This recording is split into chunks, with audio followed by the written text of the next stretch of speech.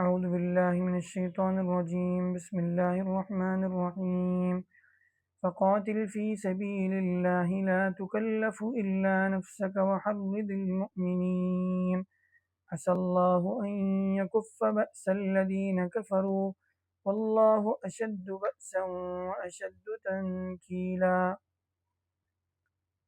اللہ تعالیٰ کا ارشاد ہے کہ آپ اللہ کے راستے میں جنگ کریں، آپ صرف اپنی جان کے مکلف ہیں، اور البتہ مومنوں کو آپ جنگ پر ابھاریں۔ بہت ممکن ہے، بہت امید ہے اس بات کی کہ اللہ تعالیٰ کافروں کے زور کو توڑ دے، اور اللہ تعالیٰ بڑا زبردست اور بڑی سخت پکڑ کرنے والا ہے۔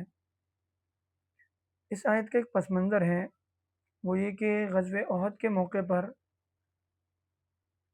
ابو سفیان نے اللہ کے نبی صلی اللہ علیہ وسلم کو ایک چیلنج دیا تھا اور کہا تھا کہ اگلے سال بدر کے مقام پر جو ہے ہماری ملاقات ہوگی۔ پھر اللہ کے نبی صلی اللہ علیہ وسلم نے اس چیلنج کو قبول کیا اور کہا ٹھیک ہے، ہم بھی انشاءاللہ تیار ہیں۔ تو وہ جب وقت آیا، قریب آیا، تو اللہ کے نبی صلی اللہ علیہ وسلم نے صحابہ کو جو ہے سلسلے میں صحابہ کو آمادہ کیا۔ تو اکثر صحابہ جو ہے وہ اس کے لیے ان کی ہمت نہیں ہو رہی تھی، یا پھر وہ پیچھے ہٹ رہے تھے۔ بہرحال تو اللہ کے نبی صلی اللہ علیہ وسلم پر جب یہ آیت اتری تو اللہ کے نبی صلی اللہ علیہ وسلم نے جو ہے کہا کہ دیکھو، اگر کوئی ایک آدمی بھی نہیں آئے گا تب بھی میں جاؤں گا۔ اور بہرحال اللہ کے نبی صلی اللہ علیہ وسلم نے صحابہ کو ترغیب دی، تو تقریباً 70 صحابہ کو لے کر اللہ کے نبی صلی اللہ علیہ وسلم جو ہے بدر کے مقام پر گئے۔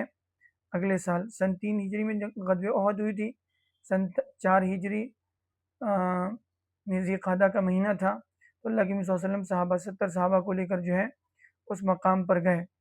اور اس کے بعد بہرحال اللہ تعالیٰ نے کافروں کے دل میں ایسا رعب ڈالا کہ وہ جنگ کے لیے جو ہے آنے کی ان کی ہمت ہی نہیں ہوئی۔ اس کے بعد پھر اللہ کے نبی صلی اللہ علیہ وسلم جو ہے پورا لشکر لے کر انہیں صحابہ کی جماعت کو لے کر واپس عافیت کے ساتھ مدینے پہنچ گئے۔ تو اسی پس منظر میں یہ آیت اتری کہ آپ اللہ کے راستے میں خود جنگ کریں، آپ اپنی جان کے مکلف ہیں، اور البتہ ایمان والوں کو آپ ابھاریں جنگ پر۔